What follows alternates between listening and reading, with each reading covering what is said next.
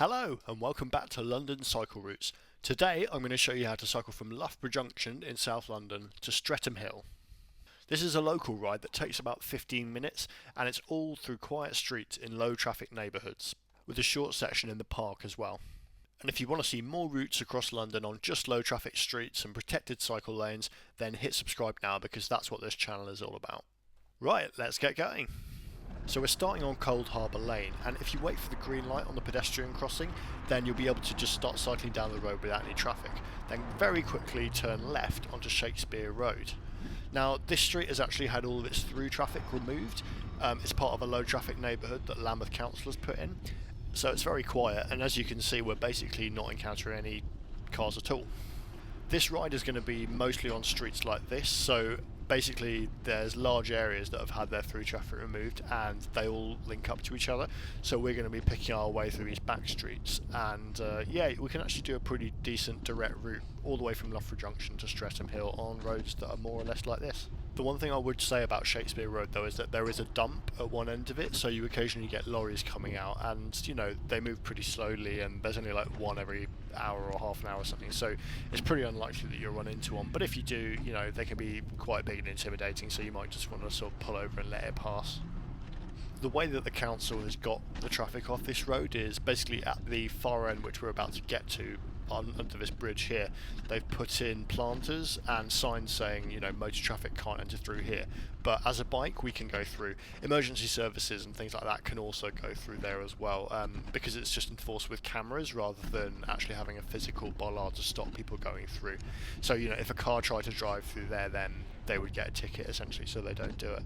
Now we turned onto Railton Road, which is very similar to Shakespeare Road in the sense that it's kind of a longish road that previously would have had a lot of cars on it, and now it's got very, very low traffic. It does have a bus route on it, so what we're going through here is a bus gate.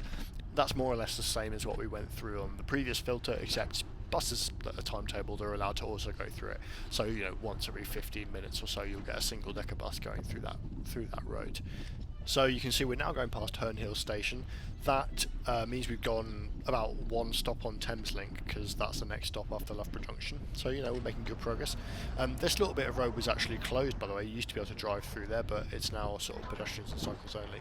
Now we're crossing this as a pedestrian here, because it hasn't quite been sorted out for cycles, but then we're going to go into Brockwell Park and we're going to go straight down here along the side of the park.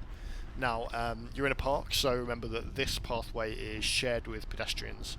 So, you know, don't go too fast, be courteous, you know, usual stuff.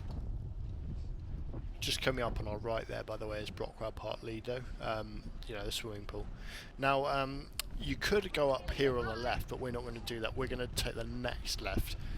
There's not really much difference between these two. I think that this path is slightly shallower in the sense that they're both hills, but this one requires a little bit less effort. I think other people might have other views, but you know, they're more or less the same, I would say.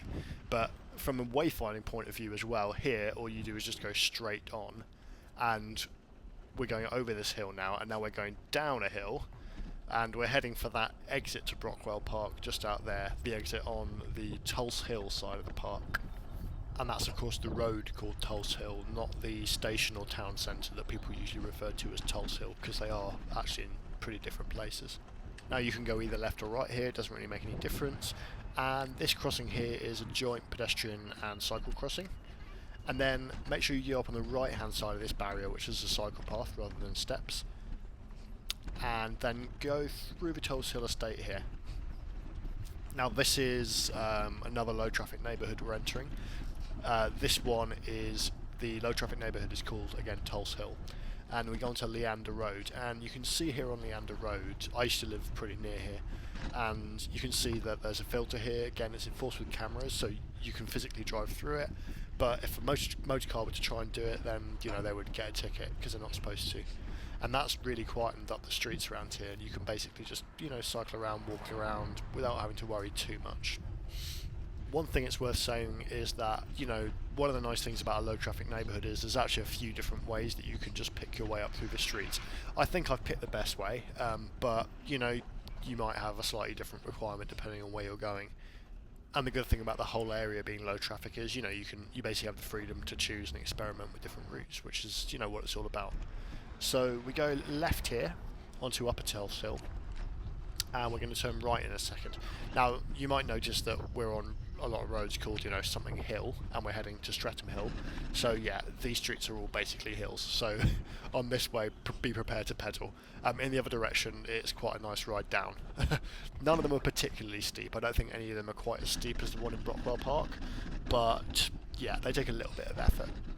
I really like this Holmewood Gardens, by the way. It's kind of a square. I mean, it's more of a triangle than a square, but you know, it's really nice. And you can see here it's actually had its motor traffic filtered out. We're going past these planters. By the way, this is a good time to say that if you find this video useful or you want to see more routes, then make sure you subscribe to the channel, because this is the sort of video I do on here. In fact, it's the only sort of video. Now, here I've actually taken a slightly wrong route. I don't think you're supposed to go down this little road. You can actually cycle on the pavement, which is shared use. But ultimately you're doing the same thing. We just want to cross this road here at this cycle crossing, and we're going to go down Palace Road.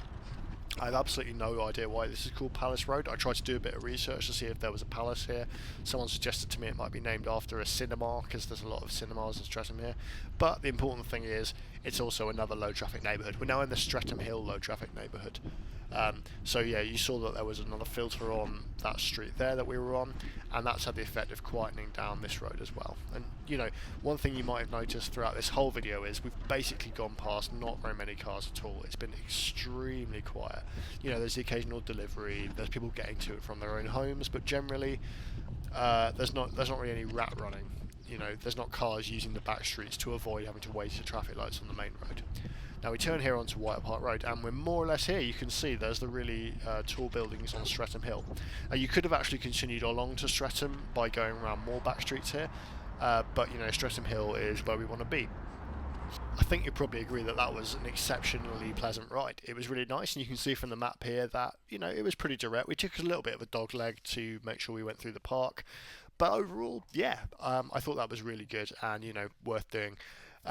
One thing that is worth saying though is that Brockwell Park does close after dark, so you can't use this route at all times of day, but you can actually route around Brockwell Park. Maybe I'll do another video sometime showing people how to route around Brockwell Park. But yeah, thanks very much for watching, guys. Make sure you hit subscribe, and see you again next time.